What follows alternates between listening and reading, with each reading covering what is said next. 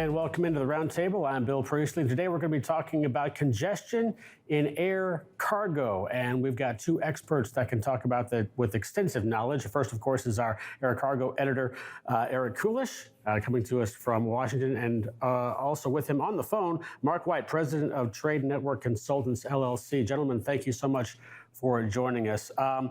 Let's kind of back up just a little bit and get our bearings just a hair here. Obviously, beginning of the pandemic, air cargo and air freight and passenger air freight basically hit the floor, and then has been recovering a bit ever since. And then, of course, with the stimulus packages, a lot more people now flying. Eric, take us through maybe the last couple of months or so and how we got to where we are today in a little bit of a mess. Yeah, Bill, well, thanks for having us on. Basically, the airlines have been, struggling or climbing out of the bottom of the pit from the COVID shutdowns and trying to recover. The travel demand has really taken off in the spring, and the airlines saw that coming. They've anticipated people would really want to start flying a lot, and so they built up their schedules aggressively because they want to make up as much business as possible. But they got a little bit over their skis because it was almost more demand than they could handle. Because if you recall, during the pandemic, they had passenger airlines had to scale back their workforces. They got some assistance from the government to keep people on the payroll, but they also encourage people to take early retirement and to help stabilize the finances. So now everybody's trying to fly. They've got these full schedules, but they can't rehire as quickly as they would like. It takes there's a bit of a pilot shortage.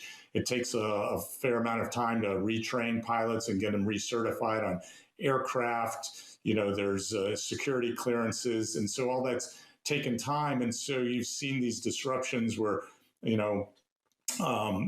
flights are delayed or canceled. And basically, if everything was working perfectly, these flights could probably go okay. But one little hiccup, one weather delay, some shortages of staffing with air traffic control, and everything gets gummed up because there's kind of no reservoir of staff at the airlines or even at the airports. They're really struggling with lack of baggage handlers, and other people that they have to rehire. So that kind of gets us to where we are now. Mike, let's work from where we are now with that. We've got cancellations, we've got delays. How has this impacted the air cargo industry? So from an air cargo industry, I think we're seeing actually a downfall in cargo a little bit, and particularly out of the Asian markets due to backage of inventories in a lot of the stores. So that's dropped off some of the need. And what has helped a little bit also with the port backups, particularly in Long Beach and LA, that caused a lot of lift that was being shifted to air for particularly things that we had never seen before, hauling light bulbs and things of nature that we'd never seen before for air cargo. It was high demand. That's dropped off a little bit.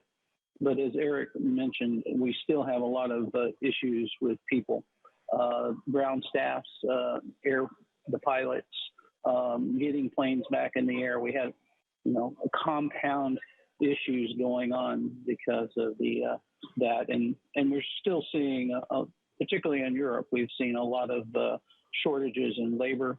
The airports in Amsterdam and Frankfurt and Munich and Dublin and London, all of them have had such large passenger demands this summer. It's put a strain on cargo as well. Some airports have actually required that cargo planes shift to other airports. And that's an issue when you're tying in with your truck traffics and trying to get your whole networks back in. We're not there yet. The airlines are hiring like crazy.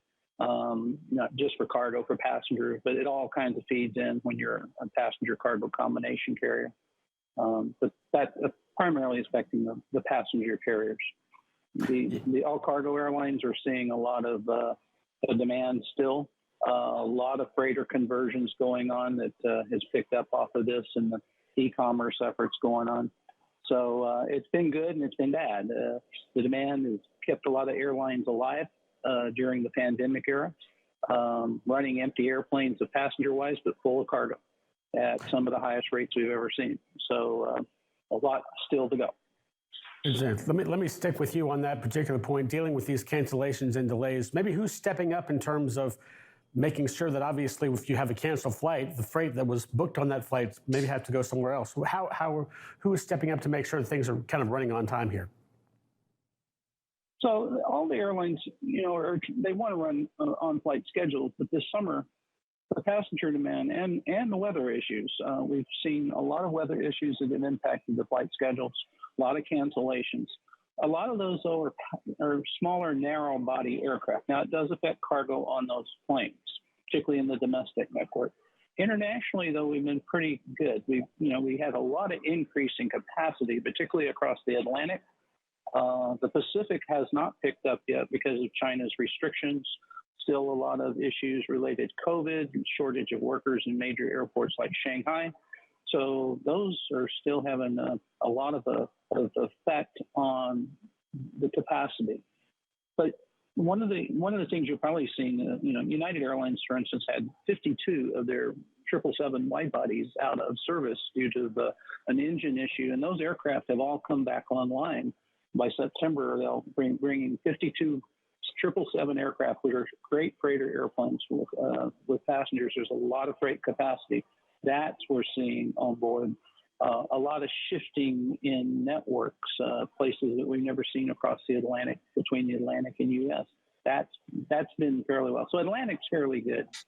Pacific, still a lot of demand, a lot of shift to Vietnam, a lot of companies shifting some of their production to Vietnam. Companies like Samsung have put a whole lot of push there. You're seeing you've got the issues of political issues between Taiwan and China. How does that affect cargo? It has an effect, as to what net routes it can be served. Even some shifting of, for instance, high-tech components, particularly chips being made in Taiwan, that being shifted to the U.S.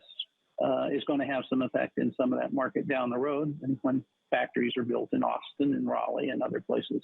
Right. But there's a shift going on. Let me switch back to Eric here. Eric, you've reported a lot about a lot of purchasing deals being made on between Boeing and Airbus and other manufacturers. We haven't seen very much consolidation within the industry, except for maybe, of course, the one big deal that you mentioned earlier this month that you reported on.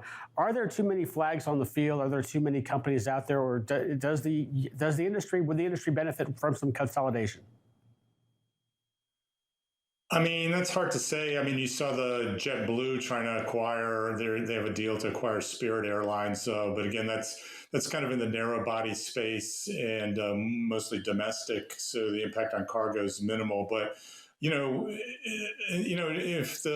it kind of comes down to more if these airlines can be financially sustainable for themselves. So, consolidation, from a passenger perspective, as far as flight delays may not really, make a difference because, they're probably going to run mostly the same number of aircraft, if not more. So, from a financial perspective, some consolidation with weaker airlines could be beneficial, but from a congestion and delay standpoint, probably doesn't make that much of a difference. Mike, as we look at... if I can add, go ahead. And if I can add to that, what you're seeing is some of the passenger airlines moving more back to cargo. One, for instance, is Air Canada. Air Canada is bringing on full freighters again with 767s and brand new 777s. So you're seeing a lot of that going on. But what's interesting, I think, too, is the ocean carriers getting into the air cargo business. CMA, CGM, Maersk, all those they have airline components now that they have done, and they're very heavy in cash. They were very profitable, and they're highly investing now into their own freighter networks. So it's going to be interesting how the ocean carriers are now becoming more involved with air carrier and being a real multimodal type companies.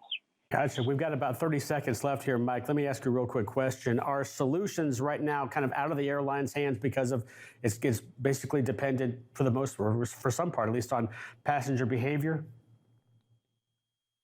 Somewhat, but it's still in their hands quite a bit. The solutions are out there. You're seeing the largest number of freighter conversions, passenger planes going to freighters in the history of aviation, and a lot of new purchases of wide bodies. So I think there is a growth factor that's taking place and changing and adapting the whole aviation network. All right, we'll have to leave it there, gentlemen. Eric Kulisch, our Air Cargo editor, and Mike White of Trade Network Consultants, thank you so much for joining us. Thank you. Thank you, Mike. All right, we'll take a short break and come back and wrap up the rest of our show right after this.